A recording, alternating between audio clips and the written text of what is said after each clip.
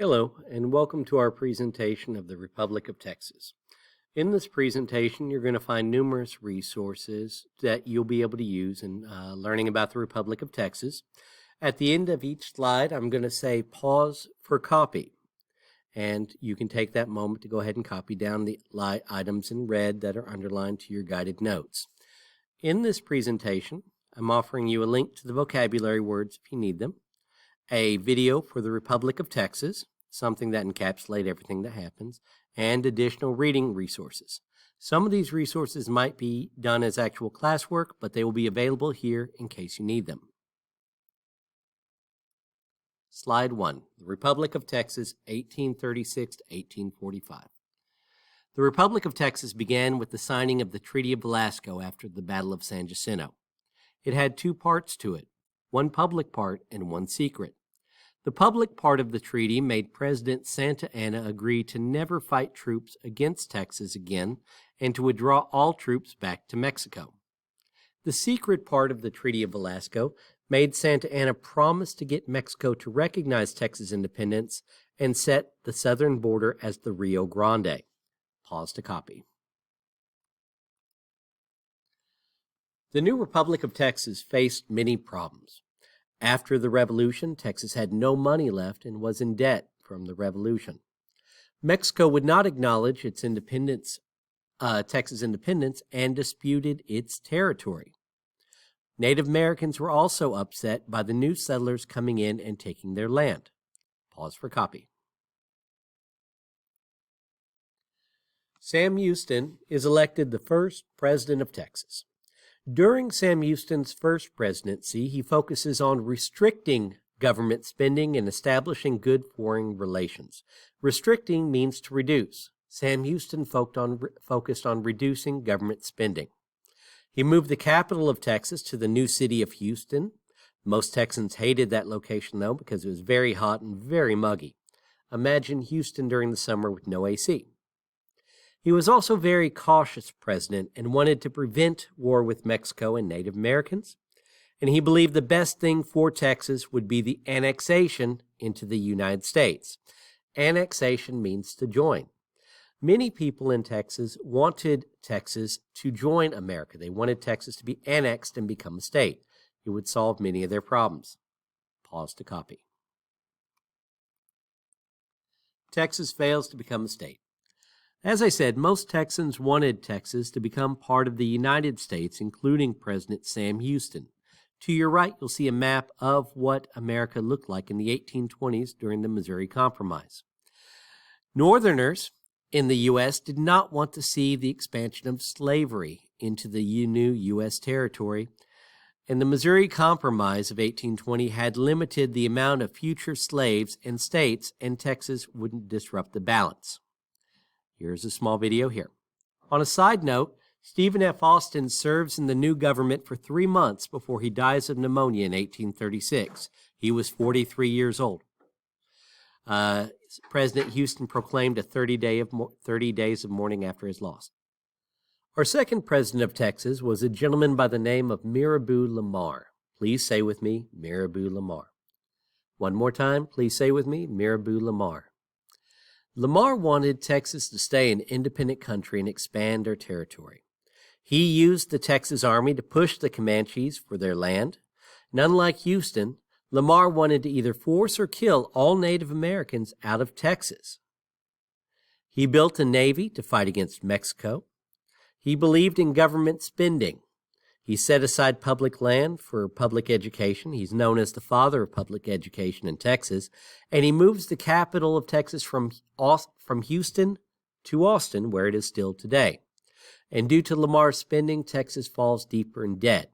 At the start of Houston's presidency, Texas had a debt of $1.25 million from the Revolution. By the end of Lamar's presidency, that debt had grown to $12 million. Pause to copy. The Constitution sets the rules for government. It says what a government can and cannot do. And the Texas Constitution limited the first president to a term of only 2 years. Later, that would be changed to 3 years, but for now, it's just 2. In addition, no president could be elected 2 times in a row. All in all, Texas has 4 presidents: Sam Houston, Mirabeau Lamar, Sam Houston again, that we're about to talk about, and then a gentleman by the name of Anson Jones. In 1841, Houston started his second term in office, and he starts to reinstall his policies in Texas government. He would also attempt to restrict government spending and restore the peace with Mexico. One of the first actions was to disband the Texas Navy, which cost too much money.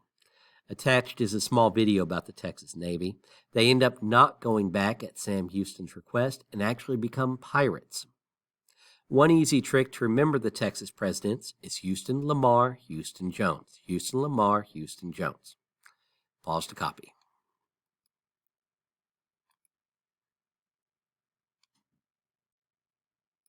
Next slide. Your fourth and last president of Texas was Anson Jones. President Jones campaigned that he would do everything in his power to make sure Texas was annexed into the United States. American President James K. Polk, also known as the Manifest Destiny President, was those who among his party favored the annexation of Texas and won the election. So American President James K. Polk did in fact want Texas to join America. Pause to copy.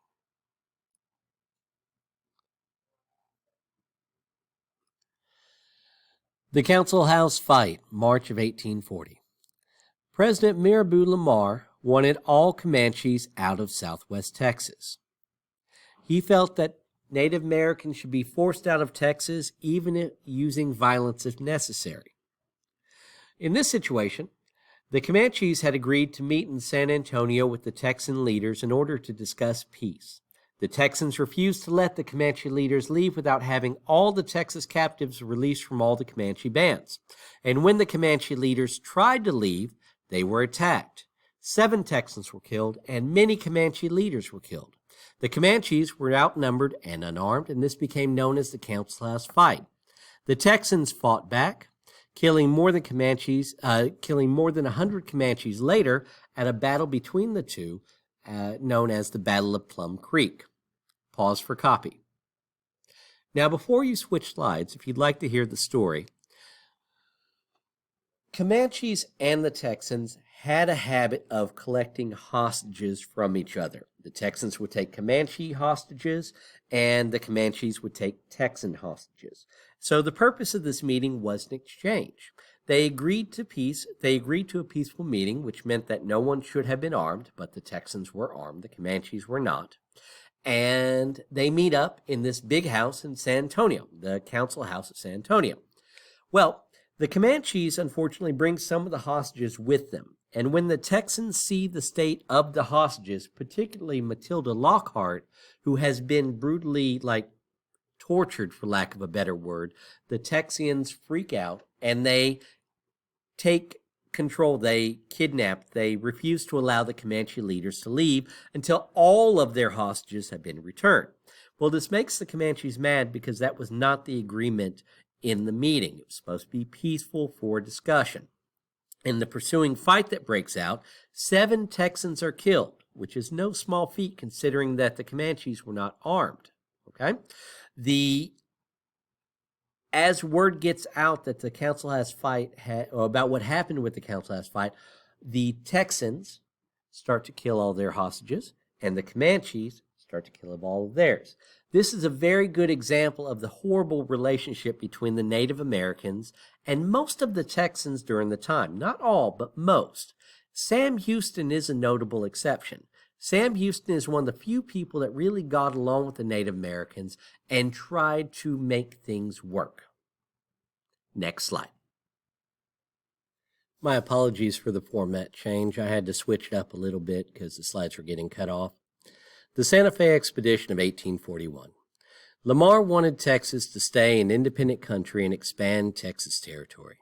Lamar sent the Santa Fe Expedition of about 300 men to capture the city of Santa Fe and try and convince the people there that they should be loyal to the Texas government.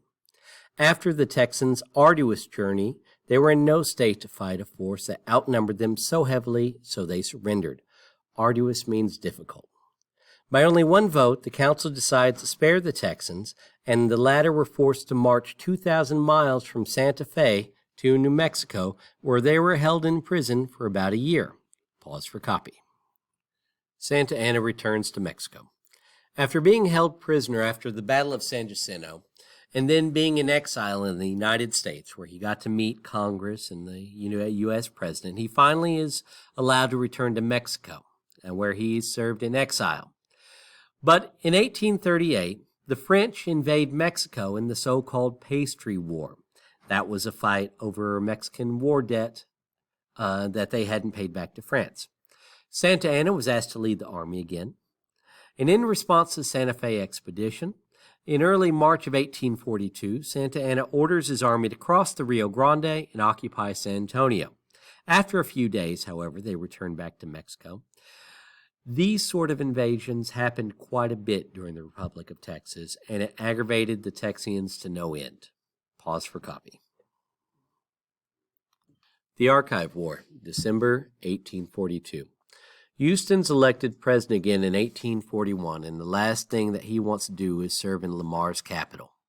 After two brief Mexican invasions that captured San Antonio, which is only about 70 miles away from Austin, Houston decides that Austin's an unsafe place for the capital to be and tries to move the capital to Washington on the Brazos, about 110 miles east.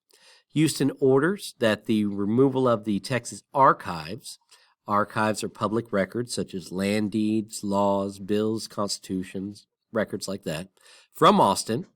And as his men start loading the archives into a wagon, the archives that were stored at the General Land Office building, Angelina Aberle is awoken by the commotion. She runs outside and fires a cannon, alerting the town that something was happening. The archive war ends without anyone getting hurt. Now, what happens is Houston does not want to serve in Lamar's capital, so he orders all of these archives to be taken back to Washington on the Brazos. But they get discovered. A young housewife wakes up named Angelina Aberle. She runs outside, sees what's going on, and she fires a cannon aloud, waking up the town. They pursue the wagon, and they catch the men a few miles away, and they stop them from pursuing. In fact, the only reason that the capital of Texas is not Houston or Washington on the Brazos right now is because Houston was unsuccessful in capturing the archives that were stored at the Capitol building. In the copy.